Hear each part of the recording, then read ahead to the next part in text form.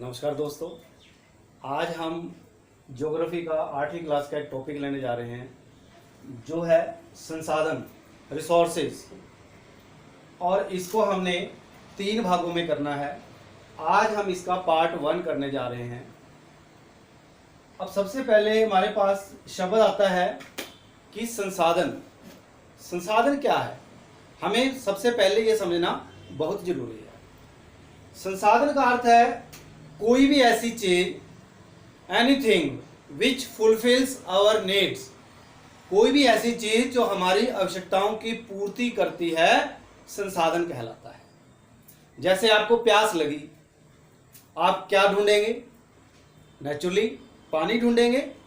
तो पानी आप पिएंगे, इसका मतलब उसने आपकी आवश्यकता की पूर्ति की, इसलिए वो जो पानी है वो एक किस्म से, एक प्रकार से वो संसाधन है। हम सांस ले रहे हैं और ये सांस हम इसलिए ले रहे हैं क्योंकि हमारे वातावरण में वायु है, उसी की वजह से ऑक्सीजन है, उसी की वजह से ही हम सांस ले पाने में सक्षम हैं। और इसलिए जो एयर है, हवा है, वो भी एक संसाधन है। दूर क्या जाना, हम यहीं की बात कर लें। आप देख रहे हैं कि मेरे सामने यहाँ पर एक बोर्ड है, व्हाइट बोर्ड, उस पर मैंने कुछ लिखा हुआ है। मेरे हाथ में एक मार्कर है। पहले बोर्ड की बात करें, यहां पर मैंने कुछ लिखा है, मैंने आपको कुछ समझाना है और उसको समझाने के लिए जरूरी था कि उसके लिए कुछ यहां पे लिखा हो, और उस जरूरत को पूरा करने के लिए यह बोर्ड एक संसाधन का काम कर रहा है। मैंने लिखा, मैंने विभिन्न प्रकार के, आप देख रहे हैं यहां पर मार्कर यूज किए हैं, ब्लैक है, ब्लू है, रेड है, ये देख रहे हैं आप। और ये जो तीनों मार्कर हैं, और भी हो सकते हैं, ये जो है हमारी आवश्यकताओं की पूर्ति कर रहे हैं, इस लेसन को तैयार करने में हमारी जरूरत पूरी कर रहे हैं। इसलिए ये ब्लैक बोर्ड, ये मार्कर, ये अपने आप में संसाधन है। वो व्यक्ति जो मैं लेक्चर दे रहा हूं उसकी वीडियो बना रहा है, वो भी अपने आप में एक संसाधन है, आप समझ सकते हैं। और जो व्यक्ति आपके सामने खड़ा होकर के इस लेक्चर को दे रहा है, संसाधनों के बारे में बताने जा रहा है, वो भी अपने आप में एक संसाधन है। तो कोई भी चीज जो हमारी आवश्यकताओं की पूर्ति करती है, वो संसाधन कहलाती है। What is resource? Resource is anything which fulfils our need. अब कोई भी संसाधन है, उन सब में एक चीज कॉमन होती है। कॉमन एक आम चीज होती है संसाधन में, सभी में एक साझा होती है चीज कि उनकी उपयोगिता होती है।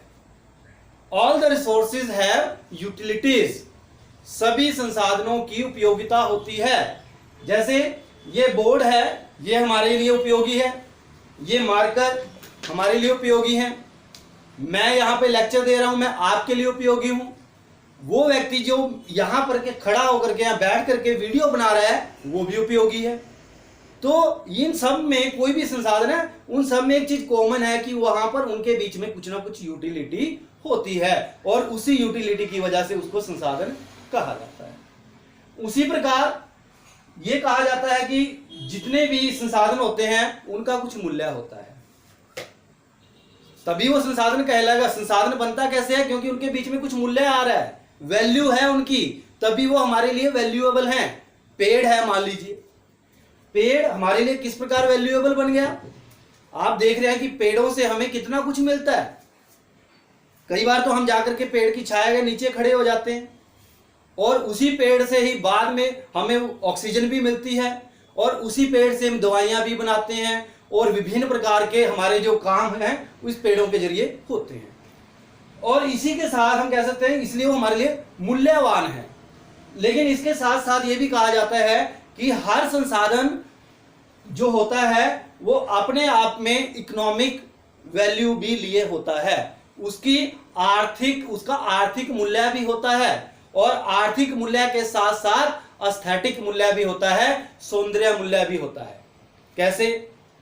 अभी आप देखें, मान लीजिए आपके घर में आपकी मम्मी ने आपके लिए कोई पकवान बनाया। अब आप कहेंगे तो मम्मी ने बना दिया, उसका तो कोई पैसा नहीं लगा। लेकिन यही अगर संसाधन, यही पकवान वो आपकी मम्मी क्या करे, उसको घर में बना करके बेचना शुरू कर दे, आसपास के इलाके में अपनी कोई मशहूरी कर दे और उसको बेचना शुरू कर दे, और उसके बदले में उसको पैसा मिलना शुरू हो जाएगा। तो इस प्रकार उस संसाधन का बेशक घर में कोई मूल्य नहीं है, लेकिन जब वो बाजार में जाएगा तो उसका मूल्य हो जाएगा। इसी प्रकार जब हम कोई चीज बनाते हैं या इनोवेट करते हैं तो हम उसके ऊपर एक पेटेंट हो जाता है हमारा, सरकार के द्वारा हम अगर रजिस्टर करें कि ये चीज हमने बनाई है, हमारे द्वारा इनोवेट की गई है, तो हम सरकार के पास अपनी अर्जी देंगे और सरकार कहेगी कि आपका पेटेंट है, इसके ऊपर आपको एक स्पेशल अधिकार मिल गया है, और उस स्पेशल अधिकार के जरिए आपकी कोई चीज द्वारा नहीं बनाएगा, अगर कोई बनाएगा तो आपसे अनुमति लेगा और उसके बदले में आपको रॉयल्टी देगा। तो ये हमने कहा कि संसाधन जो है उपयोगी होते हैं और उनका मूल्य भी होता है। हमने आर्थिक मूल्य की बात की, अभी हम एस्थेटिक सौंदर्य बोध जो मूल्य होता है उसकी भी हम बात करने जा रहे हैं। आप घूमने गए, आपने देखा पहाड़ हैं, बाग है, बगीचा है, पार्क है, वो आपके मन को मोह रहा है तो वो संसाधन ही है ना, क्योंकि उसने आपको मन को मोहा, आपको सुंदर लगा, इसलिए उसका बेशक आर्थिक मूल्य नहीं है, लेकिन उसका जो सौंदर्य बोध वाला मूल्य है वो है। तो इस प्रकार हम देख रहे हैं कि संसाधन उपयोगी हैं, उनका मूल्य होता है। और समय की एक चीज और ध्यान रखें कि समय और प्रौद्योगिकी, टाइम एंड टेक्नोलॉजी संसाधन को विकसित होने में बहुत ही महत्वपूर्ण भूमिका निभाते हैं। उदाहरण के लिए आग की खोज हुई, आपको पता ही आदि मानव ने कैसे पत्थर से पत्थर को रगड़ा और किस प्रकार चिंगारी प्रकट हुई और वहां से आग निकली, लेकिन उसको उस समय पता नहीं था।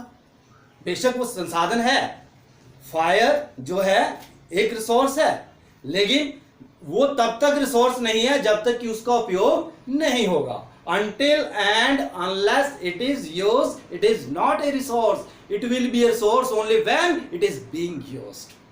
Right?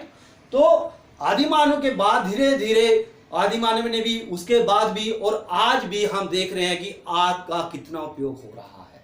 हम देख रहे हैं घरों में हम खाना बनाने में आग का प्रयोग करते हैं, सर्दी में आग से बचने के लिए आदि मानव भी यही काम करता था। आदि मानव तो आज जानवरों से अपनी रक्षा करने के लिए भी आग का प्रयोग करता था। आज जब कहीं घर में जो भी काम होता है, आपको पता है लोहड़ी वाले दिन, त्योहारों के दिनों में आग का कितना महत्व है, रिसोर्स का काम कर रहा है। उसी प्रकार जब पहिए की खोज हुई, किसी को क्या पता था कि जो पहिया है एक क्रांति के रूप में पैदा होगा, एक क्रांति का जन्म लेगा, और हुआ। और जितना भी आज ट्रांसपोर्ट का सिस्टम है, बिना पहिए के हम उसकी कल्पना नहीं कर सकते। तो इस प्रकार जो आग और ये जो व्हील है, ये भी अपने आप में संसाधन है, लेकिन धीरे धीरे समय और टेक्नोलॉजी की वजह से आज उनका जो स्थान है कितना महत्वपूर्ण हो गया है। तो उम्मीद है कि आपको इस संसाधन वाली जो चीजें समझ आ गई होंगी। अब एक चीज और कि संसाधन जो होते हैं वो कई प्रकार के होते हैं, उनमें से मुख्य 3 प्रकार हैं। पहला है प्राकृतिक नेचुरल रिसोर्सेज, सेकंड मानव निर्मित man made, and third is Manav human. यानी संसाधनों के 3 प्रकारों में हम पहली बात करने जा रहे हैं नेचुरल रिसोर्सेज। प्राकृतिक संसाधन वे संसाधन जो हमें प्रकृति के द्वारा प्रदान किए गए हैं, जिनके लिए हमें कोई मूल्य नहीं देना पड़ता, वो हमें प्रकृति की तरफ से उपहार में मिले हैं। जैसे मिट्टी है, पानी है, हवा है, ये हमें फ्री में मिले हुए हैं प्रकृति की वजह से, और इसीलिए इनको, क्योंकि नेचर के द्वारा हमें प्रदान किए गए, इसलिए हम इनको नेचुरल या प्राकृतिक कह सकते हैं, प्राकृतिक संसाधन के नाम से जानते हैं। उसी प्रकार मानव निर्मित, अब मानव ने अपना विकास किया और अपने द्वारा विभिन्न चीजों का निर्माण किया। आप देख रहे हैं ये बोर्ड जो यहाँ पे, ये भी उसने बनाया। वो व्यक्ति जो यहाँ पे वीडियो बना रहा है, उसके हाथ में एक मोबाइल है, और उस मोबाइल को भी एक व्यक्ति ने बनाया। ये सड़कें यहाँ पर जहाँ पे व्हीकल जा रहे हैं, ये डैम है, ये जितने भी कह सकते हैं मशीन्स हैं, टूल्स हैं, ये सारे के सारी जो चीजें हैं वो आदमी के द्वारा बनाई गई हैं, मानव के द्वारा निर्मित की हैं, इसलिए इनको मानव निर्मित संसाधन के नाम से जाना जाता है। और फिर तीसरा है मानव, ह्यूमन। जो व्यक्ति है, जब तक खुद व्यक्ति इनका प्रयोग नहीं करेगा, चाहे वो नेचुरल है चाहे वो मानव निर्मित है, तब तक वो संसाधन अपने आप में व्यर्थ है। यानी जो मानव संसाधन है, ह्यूमन रिसोर्स है, उसके अंदर एक क्षमता है, कैपेसिटी है कि वो इन रिसोर्सेज को इकट्ठा करता है और उनके जरिए अपने आप में एक संसाधन के रूप में काम करता है। वो अपने अंदर योग्यता और स्किल को बढ़ा करके अपना और विकास करता है और अपने परिवार के, समाज के और देश के काम आता है। तो इस प्रकार हम देखा कि जो संसाधन है मुख्य रूप से 3 प्रकार के होते हैं, नेचुरल, ह्यूमन मेड एंड कह सकते हैं अपने आप में जो मानव है वो। तो इस प्रकार हमने आज के संसाधन के पहले भाग में संसाधन क्या है, क्या उसकी उपयोगिता, मूल्य और कैसे समय व प्रौद्योगिकी किस प्रकार उसमें सहायता प्रदान करते हैं और किस प्रकार जो संसाधनों के प्रकार हैं उनकी आज हमने बात की।